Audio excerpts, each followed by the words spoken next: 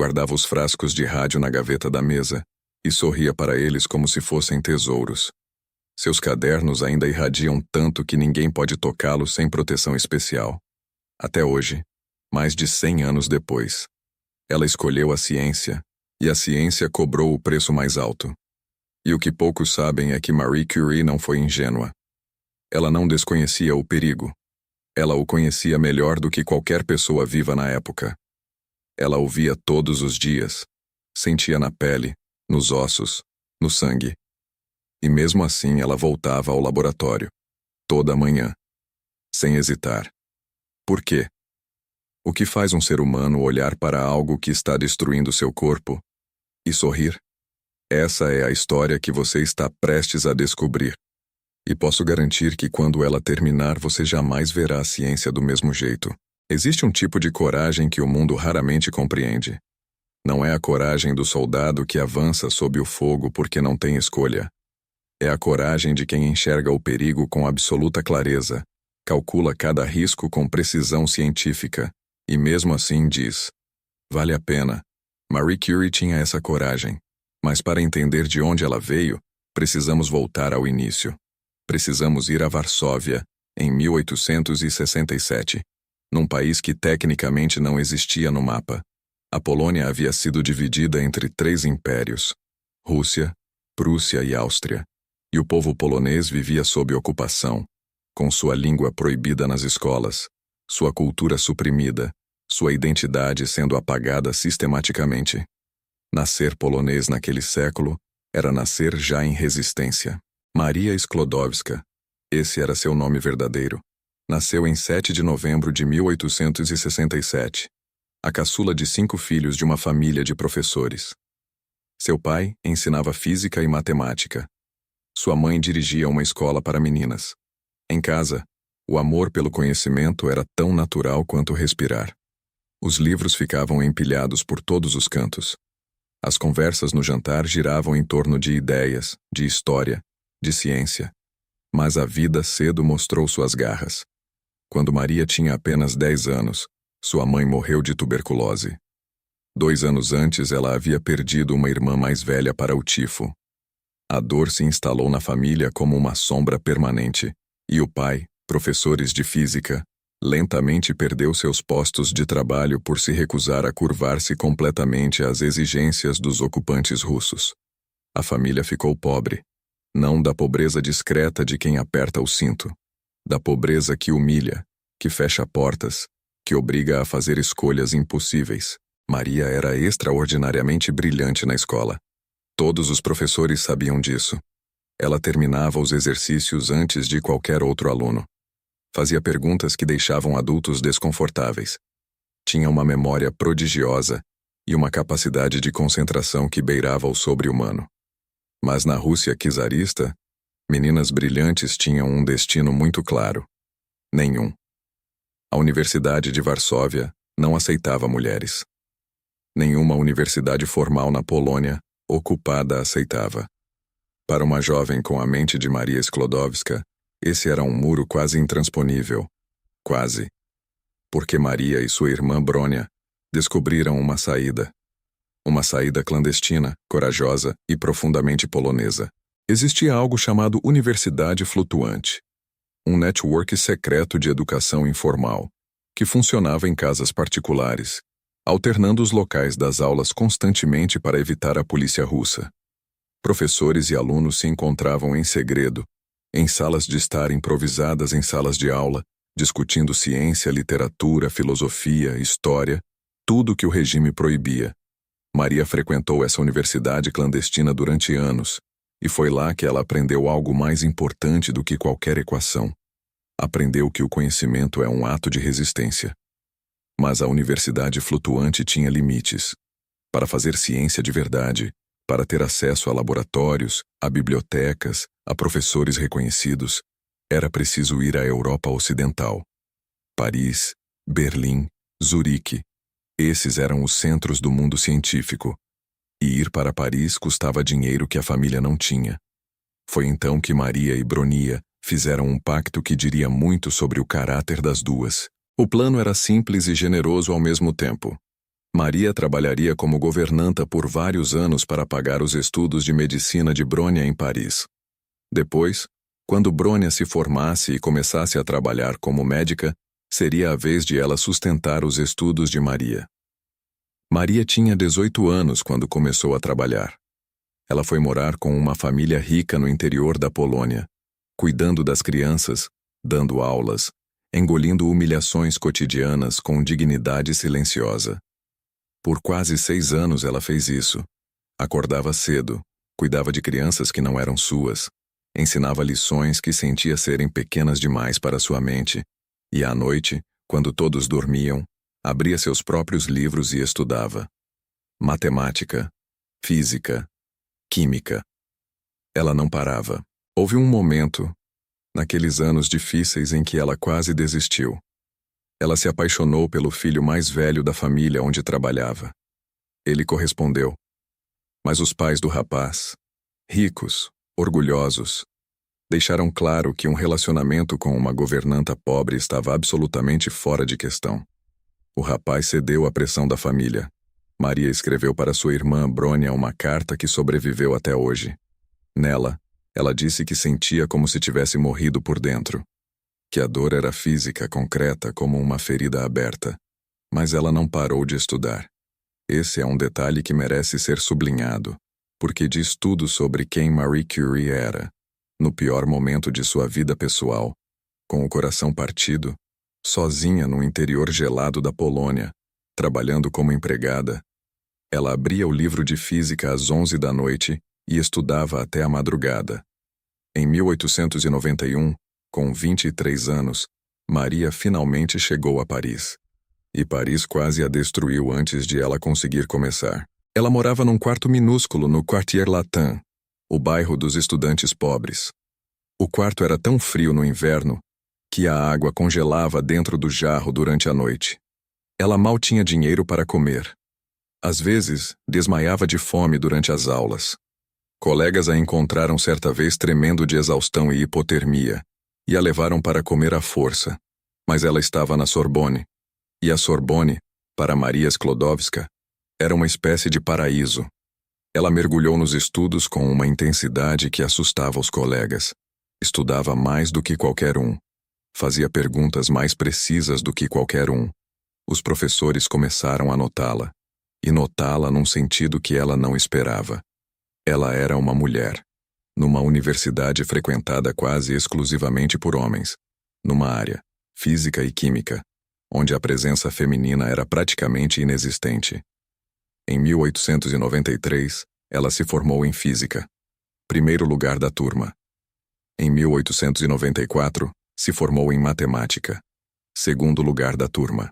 Uma mulher polonesa, imigrante que havia chegado a Paris quase sem dinheiro, que havia sobrevivido a invernos sem aquecimento e dias sem comida, e ela era a melhor estudante da Sorbonne. Foi também em 1894 que ela conheceu Pierre Curie.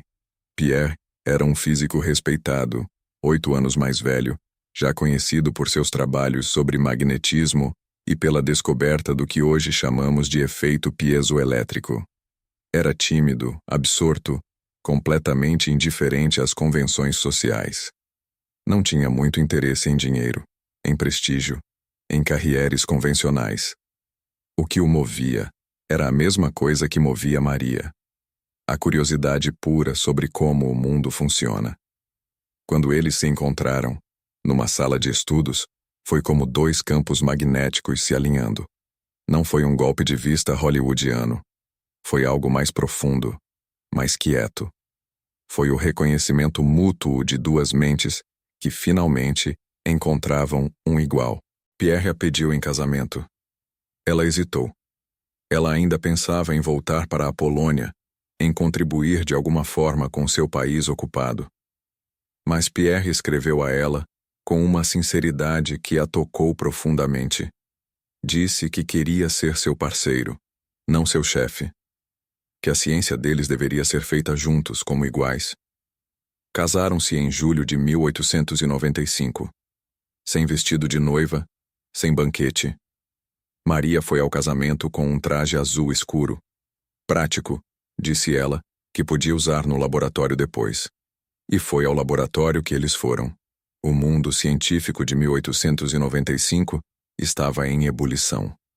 No mesmo ano do casamento de Marie e Pierre, Wilhelm Röntgen havia descoberto os raios X, uma radiação misteriosa que atravessava a matéria sólida e criava imagens dos ossos dentro do corpo humano.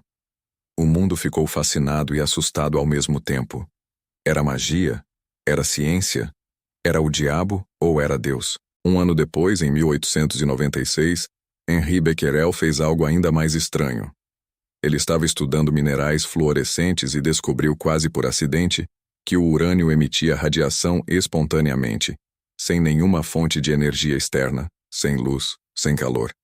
Apenas emitia. Continuamente. Sem parar. Becquerel publicou seus resultados, achou o fenômeno curioso e em seguida voltou sua atenção para outras coisas. Ele não sabia o que havia encontrado. Marie Curie sabia. Ela estava procurando um tema para sua tese de doutorado. E os resultados de Becquerel, esses minerais que emitiam energia do nada, que violavam toda a intuição física da época, pareceram a ela não apenas curiosos, mas profundamente importantes. Algo ali ela sentia. Apontava para uma verdade fundamental sobre a estrutura da matéria. Ela decidiu investigar. O que aconteceu nos meses seguintes mudaria a ciência para sempre. E começou de forma simples. Marie medindo. Ela usou um instrumento desenvolvido pelo próprio Pierre para medir correntes elétricas minúsculas, o eletrômetro de quartzo, e começou a medir sistematicamente a intensidade da radiação emitida por diferentes minerais contendo urânio. Com uma paciência e precisão que beiravam o obsessivo, ela foi medindo amostra após amostra, compondo um retrato quantitativo daquele fenômeno misterioso. E então ela fez a primeira grande descoberta. A intensidade da radiação era diretamente proporcional à quantidade de urânio presente. Não importava a forma química do mineral. Não importava a temperatura. Não importava se o mineral estava à luz ou no escuro. O que importava era, e apenas era, a quantidade de urânio. Isso parecia simples, mas suas implicações eram revolucionárias. Significava que a radiação não era uma propriedade química. Não era resultado de reações entre átomos. Era uma propriedade do próprio átomo de urânio. Era algo que vinha de dentro da matéria, de um nível mais fundamental do que qualquer coisa que a química conhecia. Marie cunhou um termo para esse fenômeno: radioatividade. Uma palavra nova para uma coisa nova. Uma janela aberta para o interior do átomo, décadas antes de qualquer um entender o que era um átomo de fato. Pierre, que havia pausado suas próprias pesquisas para ajudá-la, ficou tão entusiasmado com o que ela estava descobrindo que decidiu se juntar a ela completamente. Esse é um gesto que merece ser notado. Um cientista respeitado, com sua própria linha de pesquisa estabelecida, colocando tudo de lado para trabalhar como parceiro da esposa. Era 1898. Isso não era normal. Mas Pierre e Marie não eram normais. Juntos, eles começaram a examinar outros minerais. E foi nesse ponto que algo inexplicável apareceu. Havia um mineral chamado pechblenda, um minério de urânio de cor escura pesado que vinha de minas na Boêmia. Quando Marie mediu a radioatividade da pechblenda, os números não faziam sentido. A pechblenda emitia radiação muito mais intensa do que a quantidade de urânio nela contida poderia explicar. Muito mais. A discrepância era grande demais para ser erro de medição. Marie mediu de novo, e de novo, e de novo. Os números continuavam os mesmos. Havia algo na pechblenda além do urânio. Algo radioativo, algo que a ciência ainda não conhecia. Num mundo científico razoável, essa descoberta teria gerado atenção imediata, recursos, laboratórios, apoio. Mas o mundo científico de 1898 não era particularmente razoável. Especialmente quando a pessoa fazendo a descoberta era uma mulher imigrante sem cátedra estabelecida. Marie e Pierre anunciaram sua hipótese. Existia um ou mais elementos desconhecidos na pechblenda, mais radioativos que o urânio. A reação da comunidade científica foi, na melhor das hipóteses, cética. Na pior, condescendente. Mostre-nos o elemento, disseram. Isolem-no. Provem que existe. Marie aceitou o desafio. O que se seguiu foi um dos episódios mais extraordinários e fisicamente devastadores da história da ciência. Marie e Pierre conseguiram acesso a 1 tonelada de resíduos de pechblenda, o material que sobrava depois que o urânio era extraído das minas, considerado inútil, descartado. Para isolar o elemento desconhecido, eles precisariam processar esse material, concentrá-lo, purificá-lo, numa série de operações químicas repetidas centenas de vezes. O laboratório que tinham era um galpão de madeira no pátio da escola de física, sem ventilação adequada, com o teto vazando quando chovia. No verão, o calor era sufocante. No inverno, o frio entrava por todas as frestas. E nesse galpão, Marie Curie passou os 4 anos seguintes dissolvendo, filtrando, precipitando, evaporando, destilando toneladas de minério. Literalmente toneladas, com as mãos, com equipamentos primitivos, num ambiente saturado de fumaça química, e nós sabemos hoje de radiação. Ela descreveu esses anos mais tarde como os mais difíceis de sua vida, e também como os mais felizes. Havia algo de monástico, de quase místico naquele trabalho. O galpão à noite, com os tubos de vidro brilhando fracamente no escuro. A radioatividade fazia certos compostos emitir uma luz azulada suave. Marie disse que adorava entrar no laboratório à noite e simplesmente ficar olhando para essa luz, como se a matéria estivesse revelando um segredo antigo. Em julho de 1898, eles anunciaram a descoberta do primeiro novo elemento, o polônio. Marie insistiu em dar ao elemento o nome de seu país natal. A Polônia, que não existia no mapa, ganhou, através dela, um lugar na tabela periódica. 6 meses depois, em dezembro de 1898, eles anunciaram o segundo, o rádio. Mas anunciar não era suficiente. A comunidade científica exigia uma amostra pura. Exigia ver, pesar, medir. E isolar rádio puro da pechblenda requeria processar quantidades industriais de minério para obter frações de grama do elemento. Marie passou os 4 anos seguintes fazendo exatamente isso. Era 1902, quando ela finalmente conseguiu isolar 1 decigramo de cloreto de rádio puro, 1/10 de grama, extraído de toneladas de minério, com as próprias mãos. Ela tinha 34 anos. Suas mãos estavam permanentemente feridas. A radiação causava queimaduras que não cicatrizavam. Suas unhas estavam danificadas. Ela sofria de fadiga crônica que ela atribuía ao excesso de trabalho.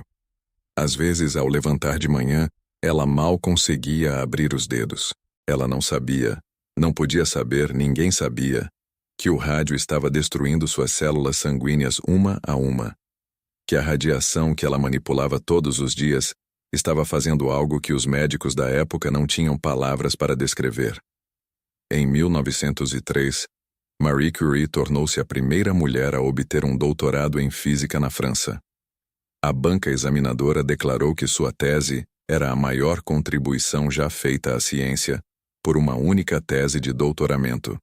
No mesmo ano, o Prêmio Nobel de Física foi anunciado. E aqui ocorre um episódio que diz tudo sobre o mundo em que Marie Curie vivia. A comissão do Nobel havia decidido premiar apenas Henri Becquerel e Pierre Curie. Marie não estava na lista. Foi Pierre quem descobriu isso. E foi Pierre quem escreveu ao comitê furioso, dizendo que se o prêmio não incluísse sua esposa, ele não o aceitaria. Que o trabalho havia sido dela tanto quanto dele. Que ignorar Marie seria um erro histórico. O comitê reconsiderou. Em dezembro de 1903, Marie Sklodowska-Curie tornou-se a primeira mulher na história a receber um prêmio Nobel. Ela deveria estar no auge de sua vida. E de certa forma estava. Mas o auge tinha um sabor estranho.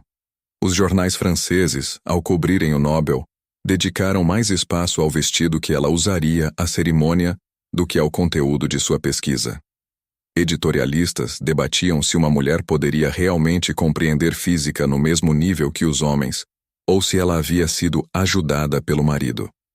Uma das grandes revistas científicas publicou um artigo sugerindo que Pierre era o verdadeiro gênio e Marie uma assistente glorificada. Marie leu tudo isso e voltou ao laboratório. Em 1906, aconteceu o que não devia acontecer. Pierre Curie estava atravessando uma rua em Paris, numa tarde chuvosa de abril, quando escorregou sob as rodas de uma carroça pesada. Morreu instantaneamente. Tinha 46 anos. Marie tinha 38. O que ela sentiu nesses dias, ela nunca descreveu publicamente. Mas existe um diário que ela manteve nos meses seguintes, endereçado a Pierre, como se ele ainda pudesse ler. Nele, ela escreve para ele sobre o laboratório, sobre os experimentos, sobre o que havia descoberto naquela semana. Escreve como se estivesse esperando que ele chegasse a qualquer momento e ela pudesse mostrar os resultados. E então, poucas semanas após a morte de Pierre, ela voltou ao laboratório. A Universidade Sorbonne ofereceu a ela a cátedra que havia pertencido a Pierre, algo nunca feito antes para uma mulher. Em novembro de 1906, Marie Curie entrou no anfiteatro lotado para dar sua primeira aula como professora titular. A plateia, composta de estudantes, jornalistas e curiosos que queriam ver aquele momento histórico, estava em silêncio total. Ela entrou, parou em frente ao quadro e continuou exatamente de onde Pierre havia parado na última aula que dera, com a mesma equação, o mesmo ponto da matéria, como se o tempo tivesse apenas pausado por alguns meses e agora retomasse seu curso normal. A plateia explodiu em aplausos. Marie não sorriu. Ela estava em outro lugar. Nos anos que se seguiram, ela continuou trabalhando. Continuou descobrindo. Em 1910, ela conseguiu isolar rádio metálico puro pela primeira vez, confirmando definitivamente que era um elemento. Ela estabeleceu um padrão internacional para a medição de radioatividade, a unidade que hoje chamamos de Curie em sua homenagem. Em 1911, recebeu o segundo prêmio Nobel, desta vez em Química, pelo isolamento do rádio e do polônio. Ela se tornou a primeira pessoa na história, homem ou mulher, a receber 2 prêmios Nobel em áreas científicas diferentes. A Academia de Ciências da França votou sobre admiti-la como membro. Ela perdeu por um voto. A Academia não aceitou mulheres como membros plenos até 1979. Naquele mesmo ano de 1911, os jornais franceses publicaram cartas privadas que sugeriam um caso amoroso entre ela e um físico chamado Paul Langevin, que era casado. O escândalo foi monstruoso. Multidões se reuniram em frente à sua casa gritando insultos. Jornais a chamaram de destruidora de lares, de estrangeira, de coisas piores. O mesmo país que havia aplaudido seus 2 Nobéis agora exigia que ela fosse expulsa da França. Marie enfrentou tudo isso em pé, sem pedir desculpas, sem se explicar publicamente. Ela foi à Suécia receber seu segundo Nobel enquanto o escândalo ainda queimava. No discurso de aceitação, ela disse algo que ficou gravado na história: que o prêmio pertencia ao trabalho científico, e o trabalho científico não tinha gênero. A Primeira Guerra Mundial chegou em 1914. E Marie Curie fez algo que poucos esperavam. Ela colocou a ciência a serviço dos feridos. Ela tinha compreendido imediatamente que os raios-x podiam salvar vidas nos campos de batalha. Podiam localizar balas e estilhaços no corpo dos soldados sem cirurgia exploratória. Mas os hospitais de campanha não tinham equipamentos de raios-x.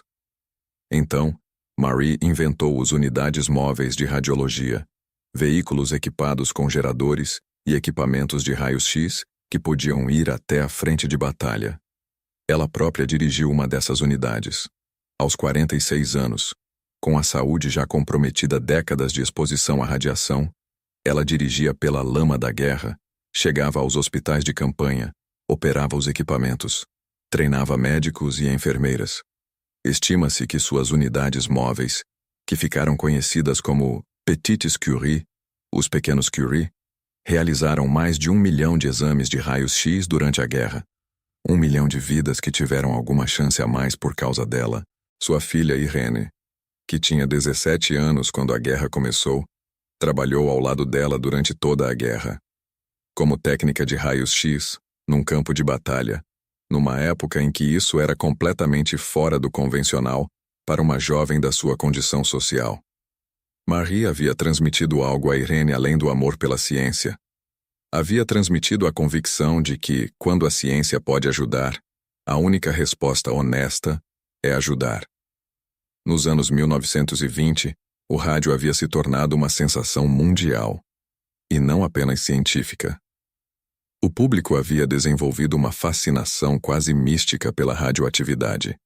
Produtos com rádio eram vendidos como elixires milagrosos.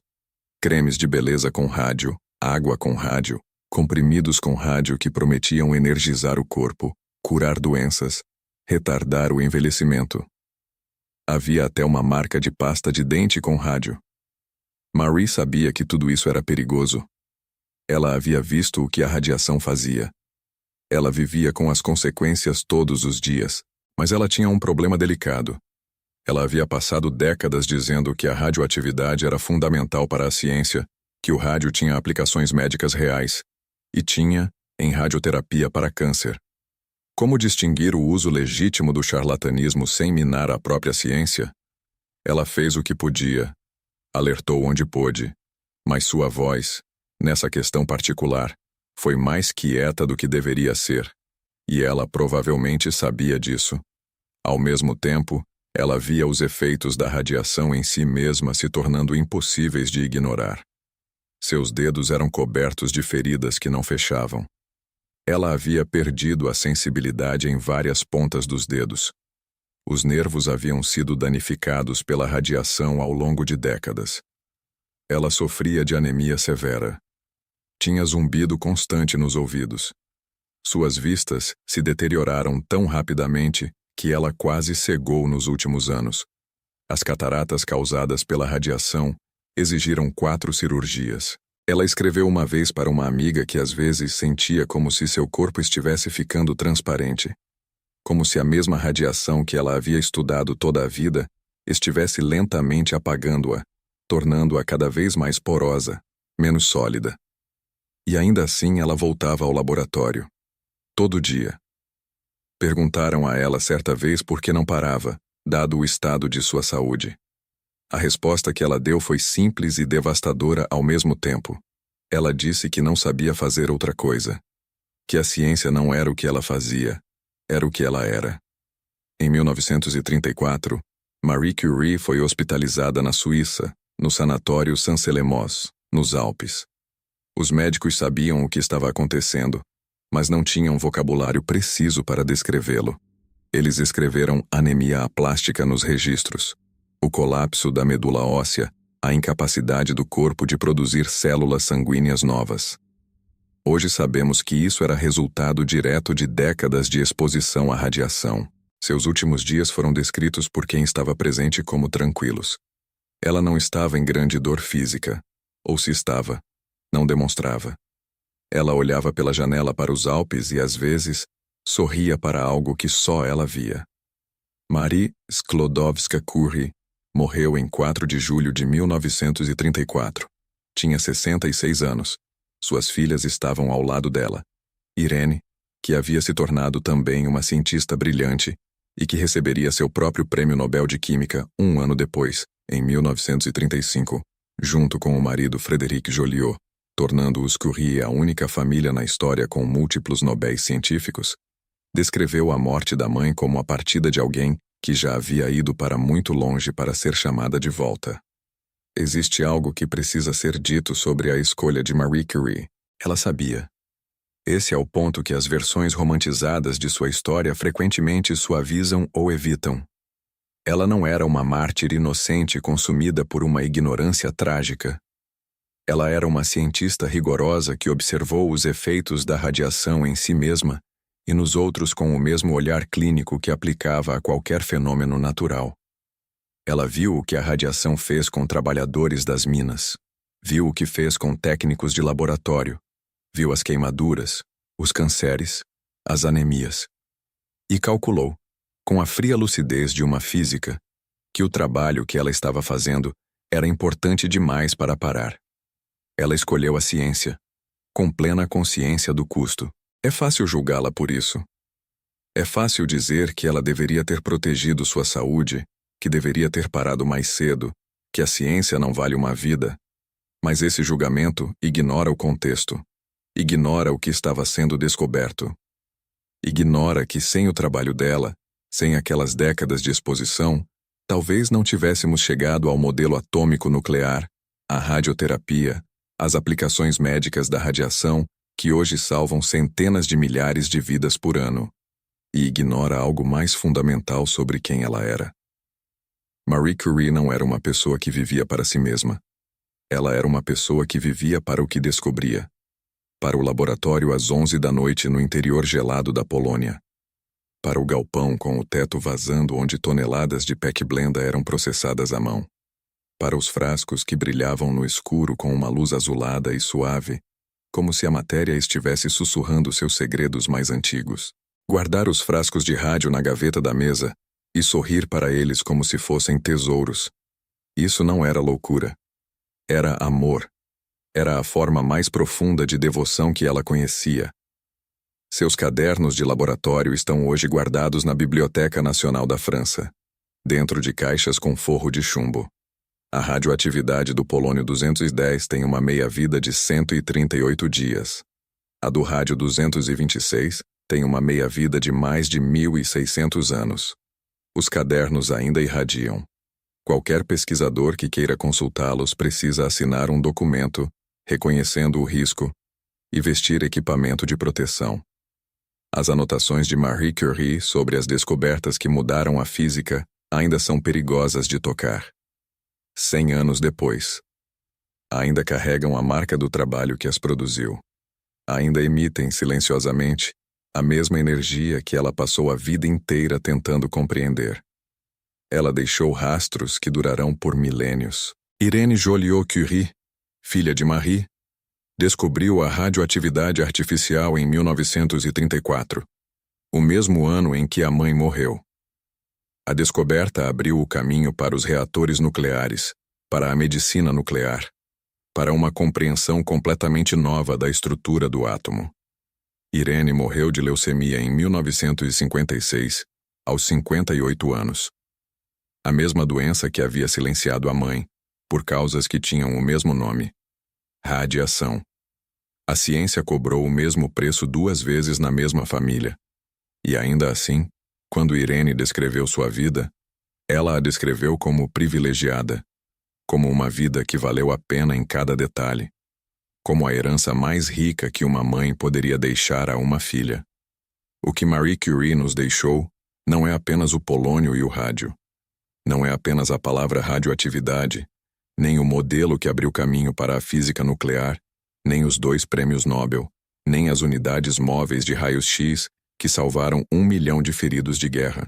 O que ela nos deixou é uma ideia sobre o que significa dedicar uma vida a algo maior do que si mesmo, sobre o que significa continuar quando tudo diz para parar, sobre a diferença entre uma pessoa que faz ciência e uma pessoa que é ciência.